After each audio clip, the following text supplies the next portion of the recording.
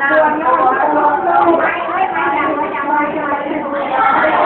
ัวนั่งตัวตู้ค่อยๆมันจะค่อยๆมันจะเคี้ยวให้ตัวดีทำไมวะ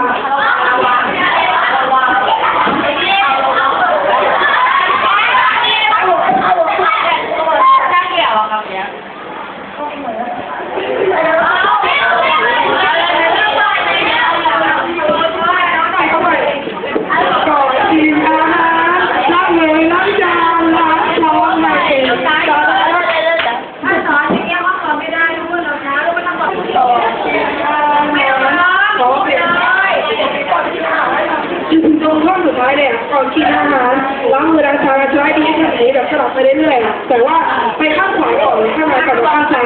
ย